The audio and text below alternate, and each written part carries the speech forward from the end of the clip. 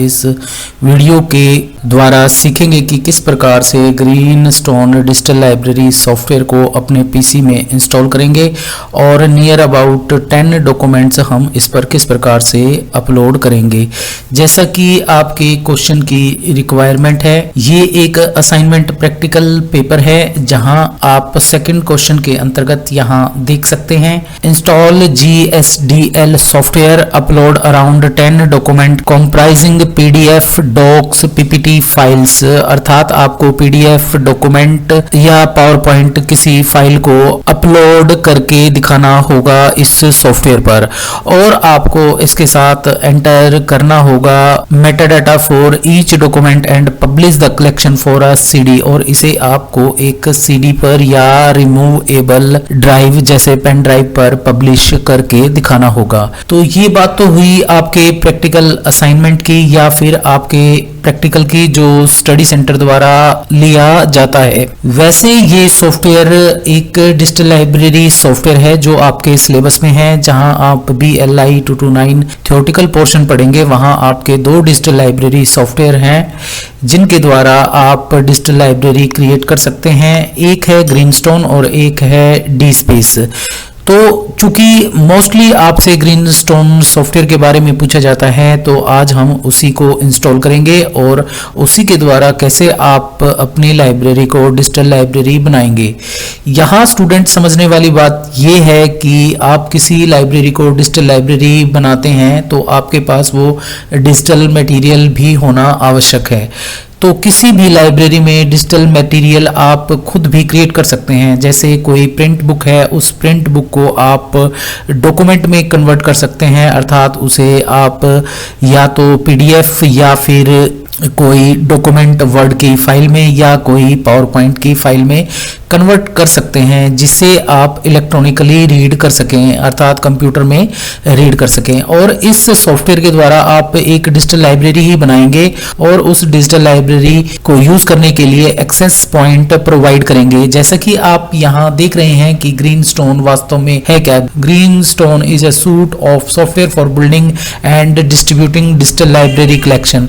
ये digital library के collection को बनाने और उसे डिस्ट्रीब्यूट करने के लिए उपयोग किया जाता है। It provide a way of organising information and publish it on the web or on removable media such as DVD and USB flash drives. Greenstone is produced by the New Zealand Digital Library Project at the University of Waikato.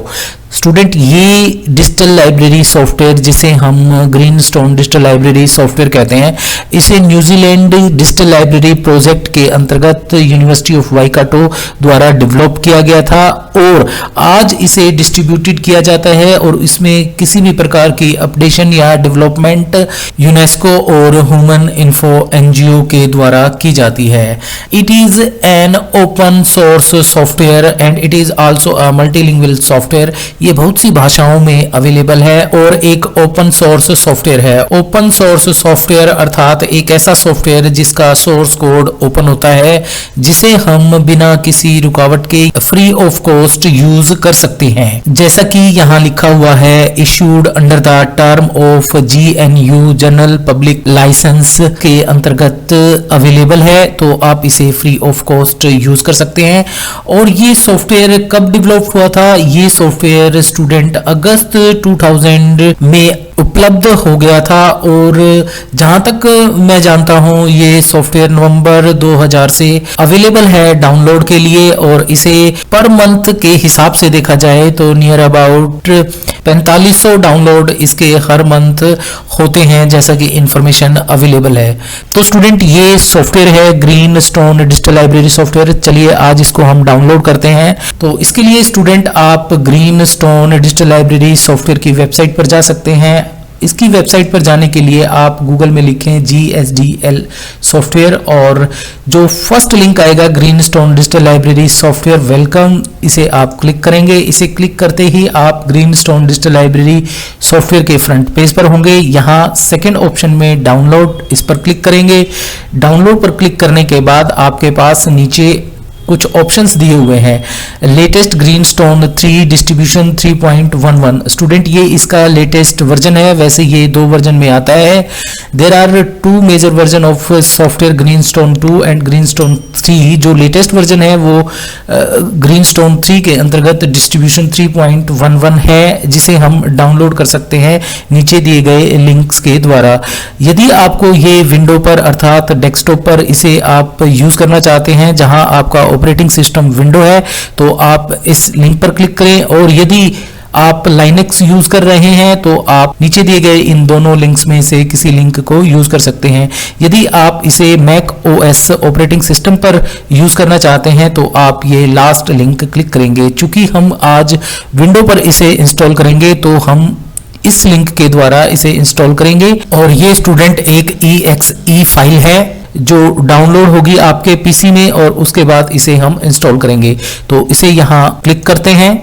Click करने के बाद एक link और आएगा जो आपको source force की site पर लेकर जाएगा, परंतु वहां आपको जाने की आवश्यकता नहीं है। आप अपने ब्राउजर में यहां एरो के अंतर्गत देख सकते हैं कि ग्रीनस्टोन डिजिटल लाइब्रेरी सॉफ्टवेयर की exe फाइल डाउनलोड होना ओपन हो चुकी है। चूंकि स्टूडेंट ये 657 MB की है तो इसमें थोड़ा टाइम लग सकता है डाउनलोड होने में। स्टूडेंट, जैसा कि आप यहाँ देख रहे हैं ये फाइल डाउनलोड हो चुकी है।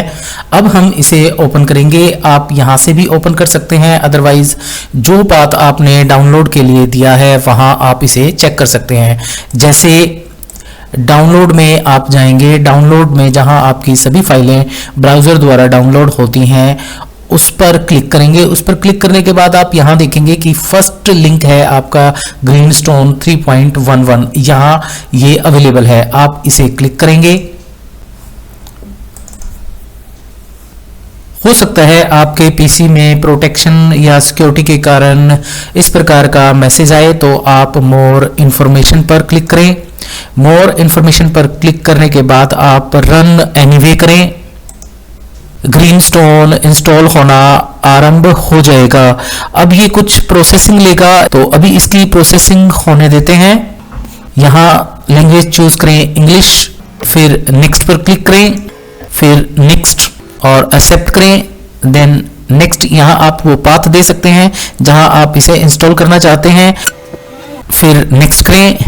नेक्स्ट के बाद यस, फिर नेक्स्ट।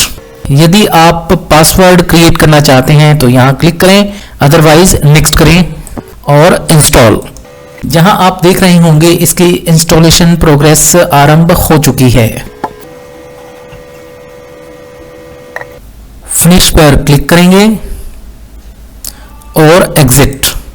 फिनिश होने के बाद आपको उसी पाथ पर जाना होगा जहां आपने इसे इंस्टॉल किया था। जैसे मैंने इसे इंस्टॉल किया था सी ड्राइव में, तो मैं पीसी के सी ड्राइव में जाऊंगा और उसके बाद यूज़र, और यूज़र के बाद मेरे पीसी का जो नाम होगा उसमें, और उसमें आप यहां आकर नीचे देखेंगे तो ग्रीनस्टोन 3 एक फोल्डर आपको दिखाई देगा।